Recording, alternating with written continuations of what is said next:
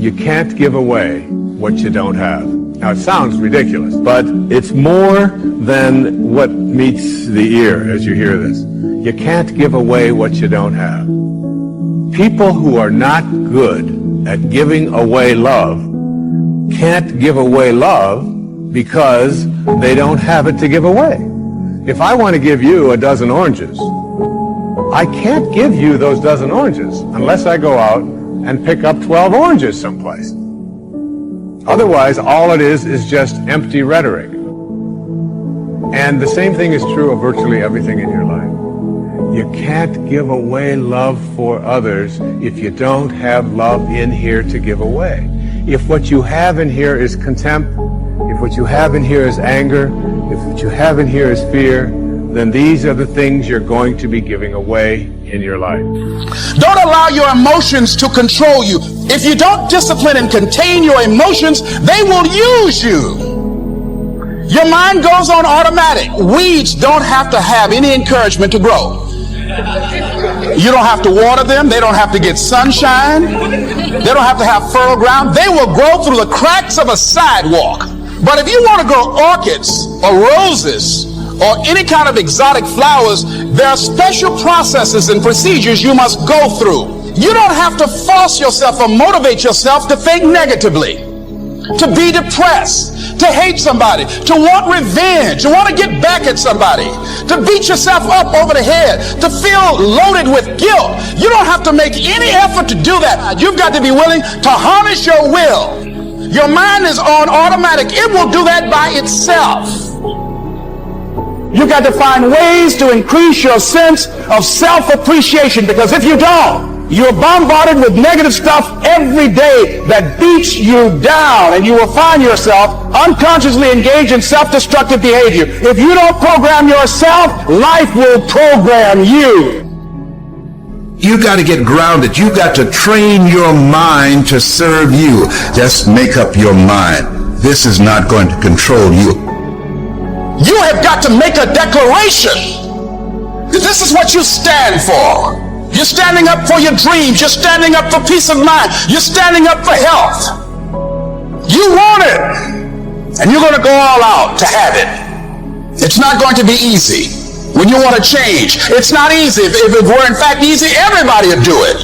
But if you're serious, you'll go all out and say, in spite of this, I'm in control here. I'm going to turn this situation around. I'm not going to sit back and moan and cry over what happened and what went wrong and who did what.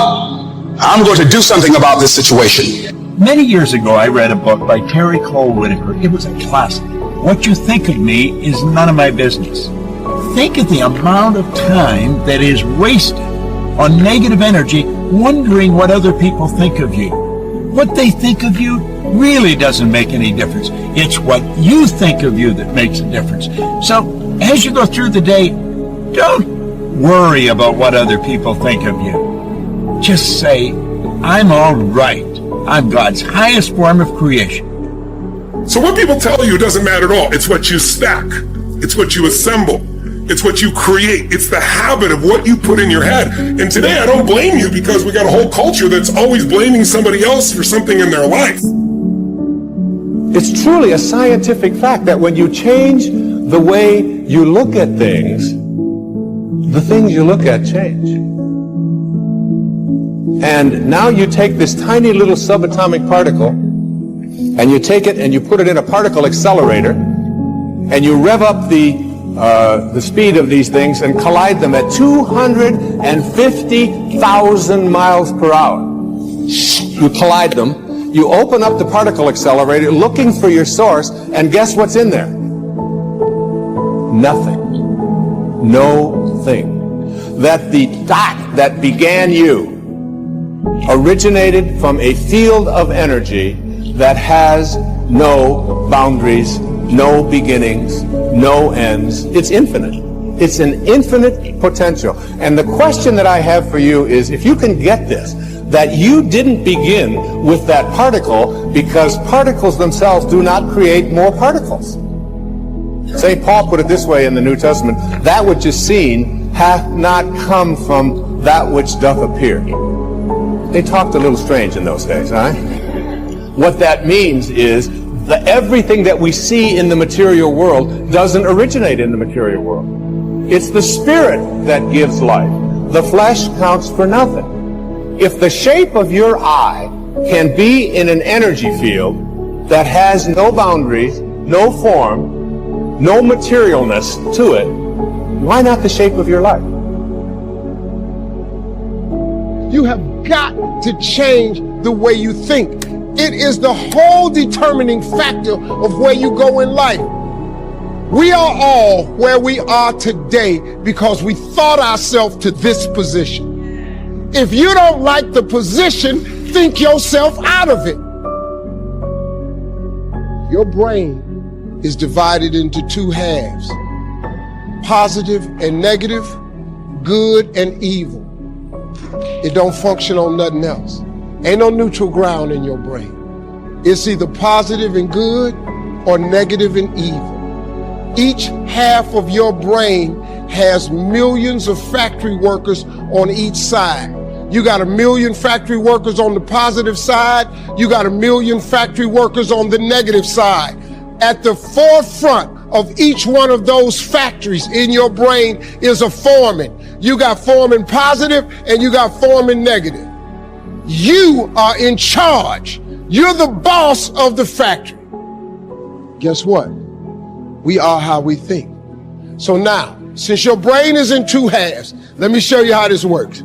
You wake up in the morning and you say, man, I don't feel myself today.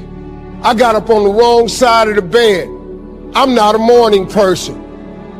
Foreman negative hears that. He steps to the front. He said, what did you say? You say, I said I woke up on the wrong side of the bed today. I'm not myself. I'm not a morning person. He says, you got it right away. He said, hey, the boss just woke up and said he's not a morning person. He's having a bad day today, and he ain't feeling himself. Let's get to work. The 1 million factory workers start producing thoughts to justify what you just said. So now guess what? Man, I hate my alarm clock went off this morning. I got to get out here in this traffic. I'm gonna drive down here today. I don't even like these people on my job. I can't stand this car I'm finna get in this morning. Sure wish I had a new car, but I'm driving this ragged ass car. And on and on and on. And your day starts tumbling into what you ordered at the top of the day. You can wake up in the morning and you say, you know what? Today is gonna be a great day today. I expect something really good to happen for me today. You said, what did you say? You say, I said I'm having a great day today. I expect something good to happen today. Foreman positive turns around and goes, all right, let me have your attention. Steve's having a great day today. He's expecting some wonderful things to happen. And man, let's get it going. And they start manufacturing thoughts. Same brain. Man, I can't wait to go to work today. It may not be the job I want, but at least I got a job. I'm so grateful I got a car to drive to work today. Hey man, at least I got a check coming in. I appreciate the fact that I don't have a car, but at least I can walk to the train. Man, this is gonna be great today. That's how your mind works 24/7. It never turns off. Change your attitude, you change your altitude. It all depends on how you look at it. Our lives are mostly affected by the way we think things are, not the way they are. The way we think they are affects us most. And Shoaff taught me that the mind is like a factory, a mental factory. And whatever you think about all day long pours ingredients into this mental factory. And that's what builds the economic, social, financial fabric of your life. As you think, so you become.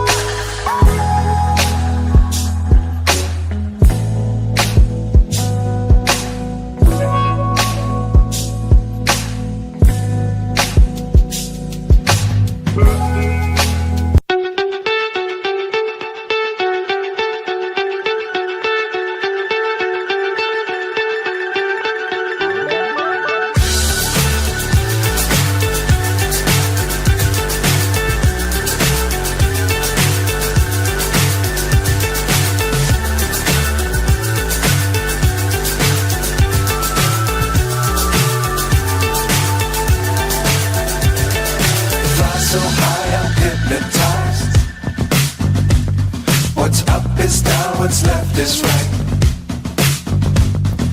Chasing stars and holding you. I can't see the end, but we'll see it through.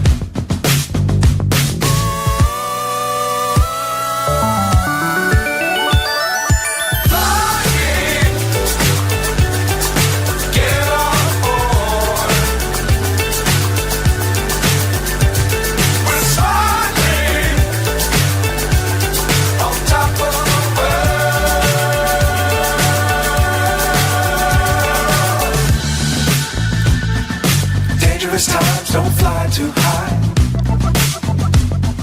Be sure to keep the ground in sight. Fly forever if you keep it tight.